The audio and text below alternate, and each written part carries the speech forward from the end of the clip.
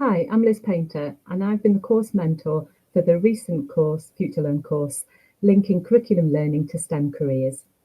Thank you for everyone who's been participating in the course. We've had some great comments come out throughout the course.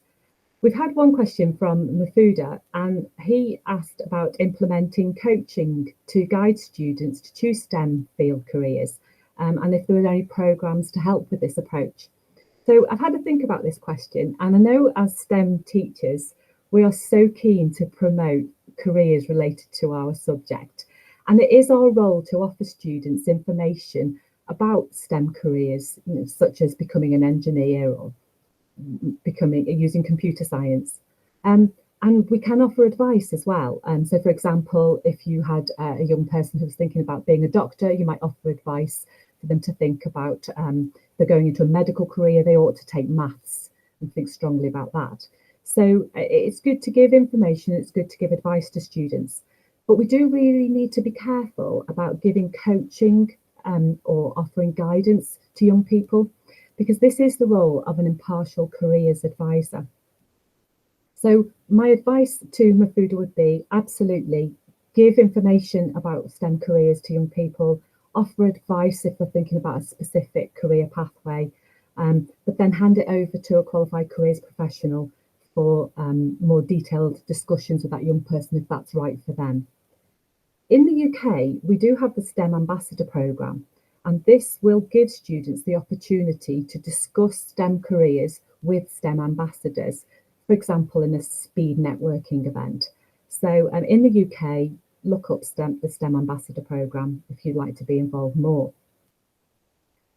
As I said at the beginning of my introduction, there's been some really good posts coming on the course run this time, and I'd just like to focus on three themes that have come out during this course. We've had colleagues from across the world join the course on this run, and it has been absolutely amazing reading some of the posts about the careers work that takes place in their schools.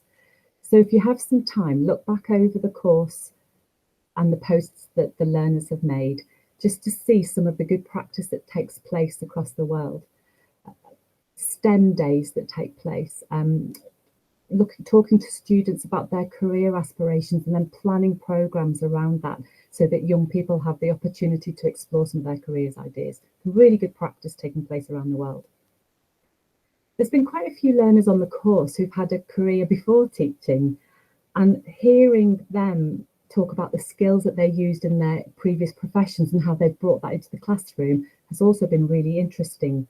And one important thing that's come out is those colleagues, those learners realising that they can use their networks from their previous employment and bring them into the classroom, bringing employers into the classroom from where they worked previously, sharing that knowledge as well with colleagues that they work with.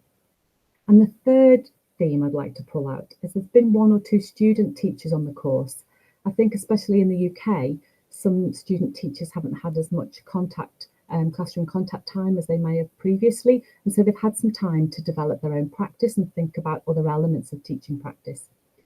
And I think it's been really, really powerful for those teachers just starting their career in STEM teaching to realise the importance of bringing career learning into their practice now whilst they're still embedding their practice, and really trying to integrate career learning. So it's not a bolt-on, but they're really contextualising their subject for the young people, realising the jobs and the careers that their subject might lead to, the skills that the young people need to develop, and how the STEM subjects can help them to develop those skills.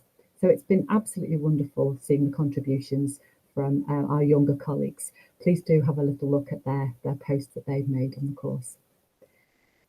I want to thank you all for taking part and participating in the course. We know it's not been easy these last few months in teaching, but it's been wonderful to read some of your comments, and thank you very much for that. And thank you for participating in the course.